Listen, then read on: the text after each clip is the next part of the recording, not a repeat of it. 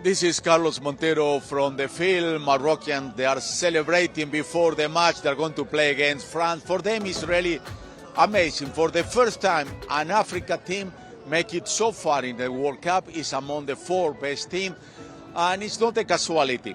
They have a young coach who started with them not a long time ago, less than 6 months. But you know what's interesting about them? Most of the players from Morocco, they were not born in Morocco. You know what the coach said?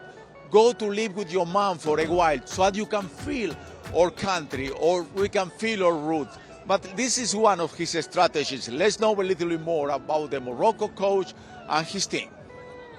Beyond the fact that fate has played in their favor, the truth is that the Moroccan triumph has not been entirely coincidental, although in recent years there has been a growing interest in that country to stimulate this sport, reflected in the increase of investments, the creation of infrastructures, the foundation of educational centers for the training of players, and other actions aimed at the development of soccer.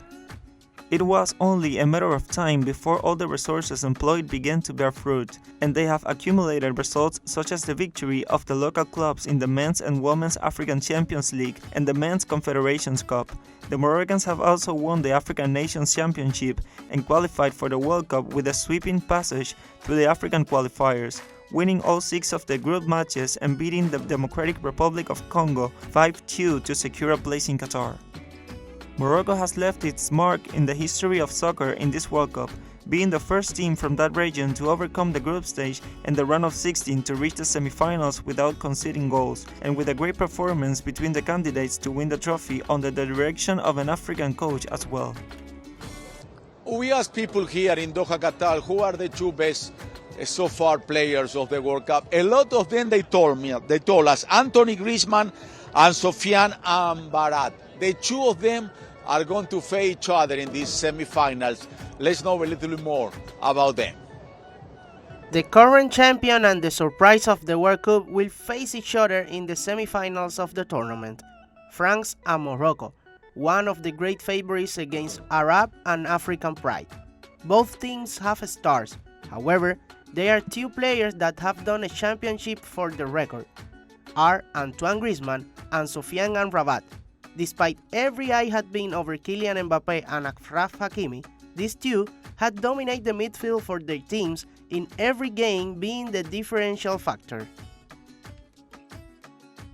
Antoine has played 70 consecutive games with France since June of 2017, and in this FIFA World Cup has assisted 3 times to their partners. This way, he arrived at 28 assists with the national team and surpassed Thierry Henry as the top assister. Also, his statistic shows that he has done 70 key passes, the best of the tournament. Also, 85% of accuracy in his passes and 1.8 tackles per game.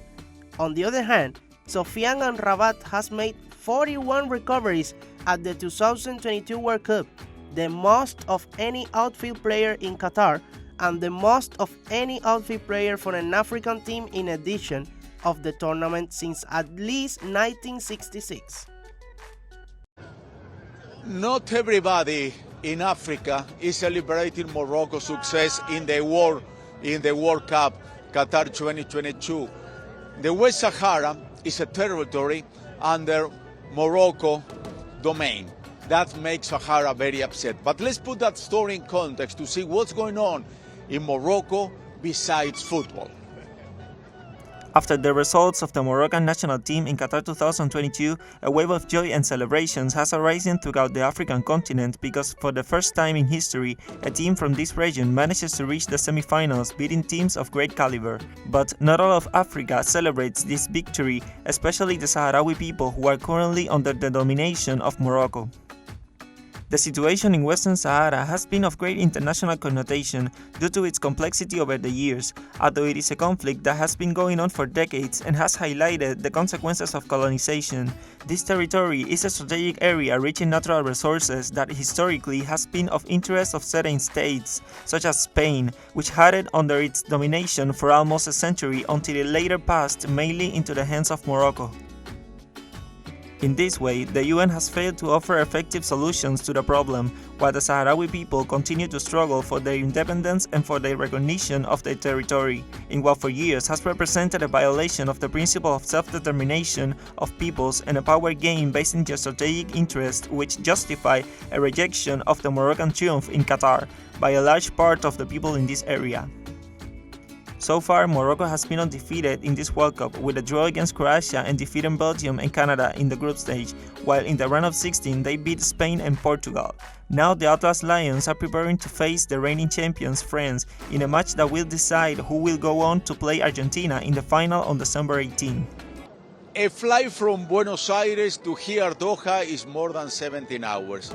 Nevertheless, a lot of fans, they are saying, we are going to Doha to see Argentina play the finals this coming Sunday. Charlie was yesterday at the stadium and talked to some of those fans.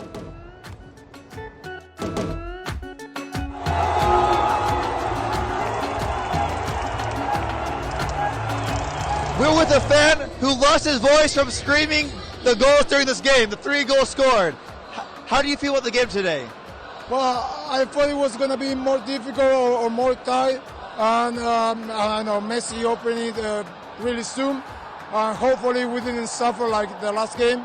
I don't know. We came 1 month ago looking for this, and now we got it. We go to the final. And it's a whole different game, the final, but we got there. Hopefully we will win it. When did you get to Qatar? I got here on November 21st. 21st. So you've been here the whole World Cup? Yeah, I've been here the whole World Cup. I came here with Saudi Arabia. We suffered a lot. We thought that was it, but that was the last World Cup. This is the last Messi World Cup. And now we are in the final. I don't know. We really hope he can get what he deserves. Today, Argentina got revenge on Croatia from 2018. You think they can do the same against France in the final? Well, I don't know. First of all, France had to beat Morocco. It's a tough team. I don't know. We are not looking for revenge. We are just looking to what Messi deserves, what football have to give to Messi after 17 years of being at the top of everything.